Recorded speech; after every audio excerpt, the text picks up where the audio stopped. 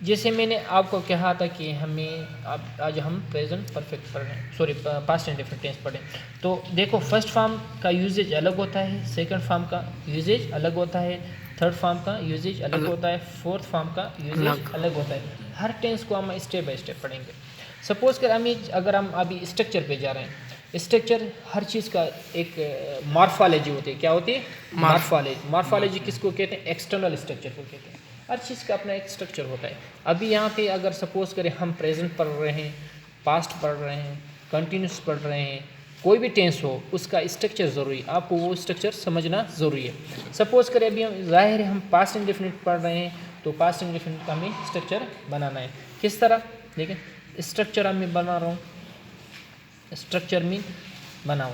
Okay, subject आता है plus second form of verb, याद रखें मेन वर्ब प्लस ऑब्जेक्ट। किस तरह? अब देखो, मैं घर गया था, मैं घर गया था। I went to home.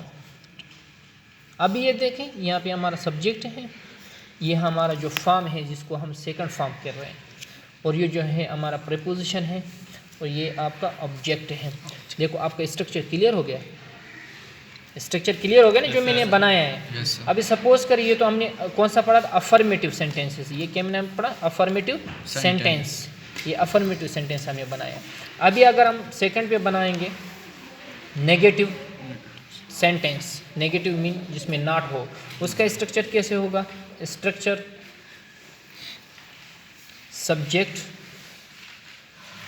Plus did. याद रखें मैंने आपको पहले ही कहा था, यहाँ पे मैं एक्स्ट्रा का काम कर रहा हूँ, डू कामा डज। याद है ना आप लोगों को? मैंने प्रेजेंट डेफिनेट टेंस में पढ़ाया था। इनका ये तो प्रेजेंट में यूज, इसका जो पास्ट होता है वो क्या होता है? डिड। तो यहाँ पे हमें डिड नॉट लगाना है, याद रखें। सही है? Did not plus first form of verb mean main verb plus object. याद रखें यहाँ पे डिड आ गया ना, सेकंड फॉर्म आ गया है ना डू डस का, तो यहाँ पे हमें वापस क्या है? First form of verb use करना है। कौन सा यूज करना है? First form of verb. वापस हम गो पे आ रहे हैं क्योंकि हमने डिड इस्तेमाल किया। सपोज करें I did not go to home, मैं घर नहीं गया था। अब देखो यहाँ पे डिड आ गया क्योंकि नेगेटिव बनाना है ना, नेगेटिव सेंटेंस के लिए हमें डिड बनाना है। तो देखिए यहाँ पे वापस क्या आ गया? गो। क्यों आ गया? तो हमारे पास ऑलरेडी सेकंड फॉर्म है, यहाँ पे हम वेंट नहीं यूज़ करेंगे। वापस जो हमारा सेकंड फॉर्म है वो किस चीज़ में तब्दील हो जाएगा? फर्स्ट फॉर्म में। फर्स्ट फॉर्म में क्यों तब्दील हुआ? क्योंकि हमारे पास ऑलरेडी डिड है, और डिड हमें पास्ट टाइम की याद दिला रहा है। I did not go to school. अभी आ जाएं, इसी तरह हम अपना जो है इंट्रोगेटिव सेंटेंस बनाएंगे। इंट्रोगेटिव मीन्स सवालिया। Okay, interrogative sentence. स्ट्रक्चर देखें, structure subject did plus subject plus first form of verb. याद रखें कौन सा? Plus object. और एक बहुत अहम सी बात जिसको हम कहते हैं क्वेश्चन मार्क, उसको आप जो है ना भूलिए, क्योंकि जो क्वेश्चन मार्क हम इसलिए लगा रहे हैं कि इनको आइडेंटिफाई कर रहे हैं कि भाई हम इंट्रोगेटिव सेंटेंस पढ़ रहे हैं। अभी यहाँ पे आप देखें, मैं एक बना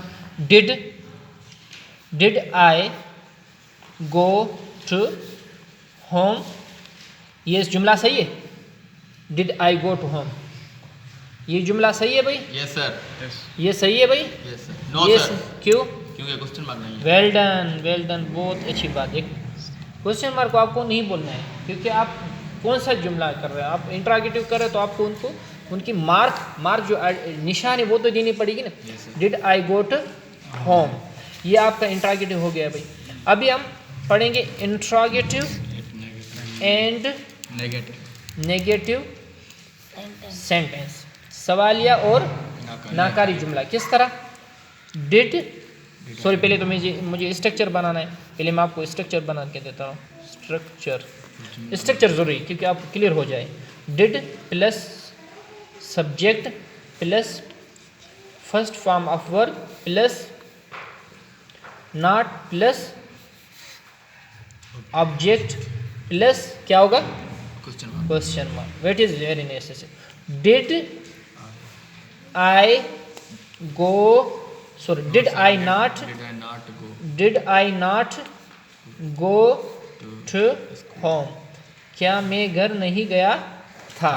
अब देखो यहाँ पे डिड आ रहा है, हेल्पिंग वर्ब जो हमें पास की याद है। डिड आई, ये भी हमने गलती से लिखा है। Did I not go to home, मैं दोबारा ये जुमला लिख रहा हूँ। Did I not go to home. इसी तरह आप और भी जुमले बना सकते हो। Did I not go to home. देखिए अभी आपको ये एक चीज़ क्लियर होनी चाहिए कि अगर हम प्रेजेंट इंडेफिनिट पे बात करते हैं, क्या प्रेजेंट इंडेफिनिट पे बात कर रहे हैं, और अगर हम पास्ट इंडेफिनिट पे बात कर रहे हैं, तो ये चीज़ें हमें क्लियर होनी चाहिए। किस तरह क्लियर होनी चाहिए, यहाँ पे फर्स्ट फॉर्म यूज़ हो रहा है, यहाँ पे सेकंड फॉर्म यूज़ हो रहा है। अभी इससे बहुत नेसेसरी बात जो है वो ये है कि आपको फर्स्ट पहले तो वर्ब का पता होना चाहिए कि वर्ब क्या है। वर्ब के मैंने आपको दो किस्म बताए थे। वर्ब के कौन से किस्म बताए थे? लोग कहते हैं verb is a word which show an action और स्टेट। मैंने आपको वर्ब में दो अशकालों में आपको मैंने जो है बताया था। एक होता है हेल्पिंग वर्ब, एक होता है मेन वर्ब। एक क्या होता है? Main verb. देखिए एक होता है मेन वर्ब। हेल्पिंग वर्ब में जिसको हम टू बी भी कहते हैं, क्या कहते हैं? यहाँ पे आपको सिर्फ स्टेट बताते हैं। क्या बताते हैं? यहाँ पे हमें एक्शंस पे काम करना पड़ता है। एक्शन आपको क्लियर कर देता हूँ, गो, ईट, ड्रिंक वगैरह वगैरह। यहाँ पे स्टेट जैसे इज़ हैं, एम है, आर है, वाज है, वर है। सपोज करें आई एम अ स्टूडेंट, देखें आई गो टू स्कूल। सही, यहाँ पे एक्शन है। तो ये मैंने एक एग्जांपल आपको बता दिया है कि वर्ब को पहले प्रेजेंट इंडेफिनिट में हम आपको ये पता होना चाहिए कि वर्ब क्या है। यहाँ पे हमें स्टेट यूज़ नहीं करना है, यहाँ पे हमें क्या यूज़ करना है? एक्शन। और सेकंड में भी एक्शन ही यूज़ करना है, मगर यहाँ पे नेसेसरी बात जो है वो है कि आपको सेकंड फॉर्म का पता होना चाहिए। वर्ब की जो है सेकंड फॉर्म पता होना चाहिए। आज के लिए हमारा ये इतना ही काफ़ी है। इंशाल्लाह जब हम नेक्स्ट पढ़ेंगे फिर आपको। Thank you.